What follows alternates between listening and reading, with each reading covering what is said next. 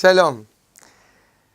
Nous rentrons dans la dernière paracha du livre de Bereshit, la séparation de Yaakov qui est difficile, qui est délicate. Et voici que juste avant, ou tout du moins par ce biais-là, par le fait que Yaakov est annoncé comme étant malade, Yosef vient avec ses deux fils afin de pouvoir recevoir la beracha de Saba Yaakov, de son père Yaakov. Ainsi il est dit, Ine avicha cholé. Voici que ton père, soudainement, est malade. Il y a deux questions qui m'interpellent dans ce verset, dans cette partie du verset. C'est d'abord, qui a dit à Yosef, voici que ton père est malade? Les Chachamim s'interrogent et arrivent à la conclusion, après le Midrash, qu'il s'agit de Ephraïm, qui effectivement était à côté d'Yaakov, et c'est lui qui va dire à Yosef que le grand-père est malade. Pourquoi Iné? Comme dit, soudainement il était malade. Il nous faut rappeler une des grandes vertus de Yaakov Avinu, justement, c'est le premier, semble-t-il, à être malade sans en mourir. À savoir, il nous raconte les Chachamim que bien avant cela, quand les gens, il suffisait qu'ils éternuaient dans le marché, eh bien, cet éternuement emmenait par là même leur mort. Nous savons combien de virus, combien de maladies ont traversé les siècles, ont traversé l'histoire, et des maladies parfois, justement, qui en apparence aujourd'hui nous apparaissent comme étant bénignes, il s'avère qu'elles étaient totalement mortelles dans le passé. En effet, Yaakov va être le premier à effectivement, semble-t-il, éternuer et ne pas en mourir. Mais cela m'interpelle sur un autre point, sur le fait que Ephraim était avec Yaakov. Première question, où est Ménaché?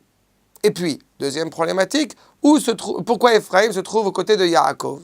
Il s'avère que Ephraim, qui sera, je le rappelle, l'ancêtre de Yehoshua, et ce n'est pas un hasard, de la manière que Yehoshua sera profondément relié à la Torah de son maître Moshe Rabbeinu, eh bien Ephraim va apprendre la Torah de son grand-père Yaakov.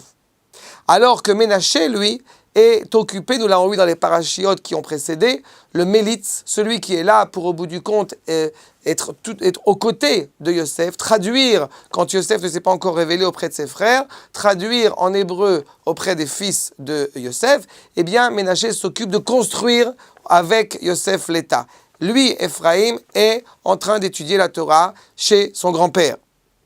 Et cela, évidemment, nous fait réfléchir et nous fait réagir sur qu'est-ce qui passe en priorité.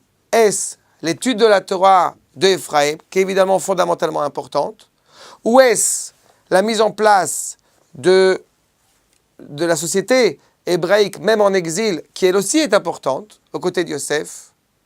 Eh bien, nous savons pertinemment que les deux, tout en étant profondément importants, à ce moment-là de l'histoire, ce qui est le cas en exil, eh bien, Yaakov mettra l'accent sur Ephraim, c'est à lui qu'il donne la bénédiction en premier, avant Ménaché. Et nous pourrions nous arrêter là en pensant tout simplement qu'il y ait une séparation, que Dieu nous en préserve, une séparation entre la religion et l'État, entre la dimension spirituelle et la dimension matérielle. Ce n'est pas du tout notre propos. Il est évident que la construction de l'État est fondamentalement importante. Seulement, pour qu'elle puisse réellement durer, s'investir dans l'éternité, être compris à la bonne mesure, elle doit prendre sa source justement dans la dimension de sainteté, dans la dimension de la Torah qui est proposée, qui est évoquée par Ephraim.